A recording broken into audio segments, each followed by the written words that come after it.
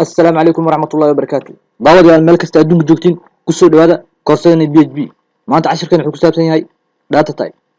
داتا تايب أدي الأفصل مالوحيا نوع حكت أتكسر ميسان يسو برنامج كان كسميتي أو بعنا هنا حرف كسر ميسو هنا كسر ميسو الحين هاد نمبر أم بحر هاد نمبرات أياكل كو ججب واتي كو ججب ودن أما عارفين نمبر الأسكودري أو بعنا مرغار أنتو ما أنت عشر كان أقول بارنا مركوات إن ما دون برنامج بدن كل عكس مين وحلي داتا تايب لكن بي اتش بي kuma qasbanid inaad data type u samayso casharkan ayaan ku arki doonaa mid kood aan ku bilaabayno waxa loo yaqaan string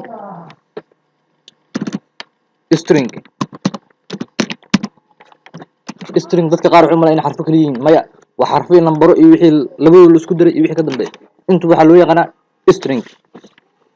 waxaan sameeynaa marka kood variable si horu noqonay dollar ayaa lagu bilaabay kadib variable ka ula baxa magaca isla kadib qiimo ayaan ku shubayaa calaamadaas ujeedadu oo dhowr kuwa tooska ah wixii aad ku qorto waxay noqonayaan string number ha ahaadaan xarfo ha ahaadaan wax kale ha ahaadaan wixii meeshaas lagu qoro waxay noqonayaan string hadda waxaan ku qorayaa magacayga kale maxamed aan ku qorayaa maxamed wuxuu noqonayaa string oo noqonaya xarfo ama wixii number ka baxsan hal waa ka dhigi kartaa xeed kuma qasbanid waa isku mid hadda ka dhigta halka waa ka dhig intaas kadib line terminator ayaan leeyahay programku ma yaqaan in uu sheegto maane line kan halkan ayuu ku dhamaada kadib enter ayaan leeyahay variable ka labaad loo yaqaan waxa loo yaqaan integer waxa weeyaan waa tirooyinka caadiga ah taqaanin 0 ilaa 9 oo whole numbers kaas aad taqaanin waxa loo yaqaan integer marka variable ayaan sameeyaa asigana tiro aan ugu baxay kadib adiga waxaan isla leeyahay boqol aska dhigi karaa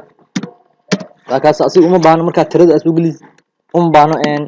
ahayd inaad u samayso dhowr kuwa toos wax uma baahno oo programku wuxuu qaadanaa si toos nambaro sidoo kale waxaa jira wax loo yaqaan float oo ah tirada wadato waxay ahayd jajab haddaba kana 25.5 macnaha waxa weeyaan wuxuu noqonayaa waxay ahayd float hadaan sameyno variable ayaan sameynaa waxa ula baxaa jajab وجدين لاتيشن دبع شان اوتوماتيك برنامج waxa uu qaadanaa inuu yahay waxaan soo gelisay float oo jajab kan u dambeeyo oo ah maanta array waxa weeyaan waxaan u soo barnay hadii aad rabto inaad magaca variable kan magac labaad ku qortid hadhow ku suurto marka array wuxuu ku suurto gelinayaa variable kan ku soo shubtay qiimo hal ka badan hadda asla aragno array ayaan leeyahay enter saan waa yeeli kartaa laakiin ardaygu uma fiicin marka u sameeyna hab kale kood waxaa sameynaysaa hay'ad variable waxaa sameynaysaa variable waxa ula baxa la kala baxa kadib equal ayaan leeyahay kadib halkaas waxaa ku qoraysaa arrayga keywordka array kadib waxaa furaysaa bracket kadib waxaa ku qoraysaa halkaas hadda waxaan ku qoraa halkaas oo kale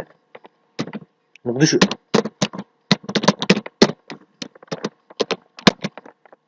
halkan waxaan ku qoraa sidoo kale garowe halkan waxaan ku qoraa maayo wuxuu ku suurtagelinaya array inaad maaragtay variable halkii variable aad ku shubato intaasoo qiimo hadda saddex qiimaha kaliya waxaan ku jiray hal variable kaliya marka sidee loo soo daawacaa variable kadib waxaan soo qaadanaynaa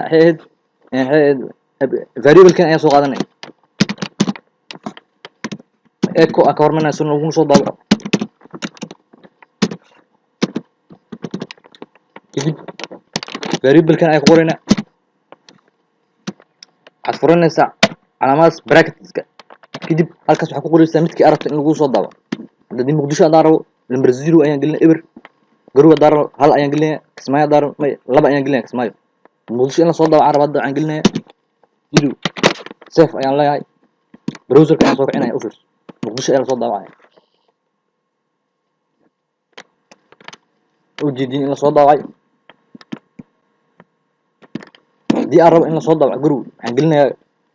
hal waan soo kicinaya mar labaad u fiirso refresh ayaan leeyahay u fiirso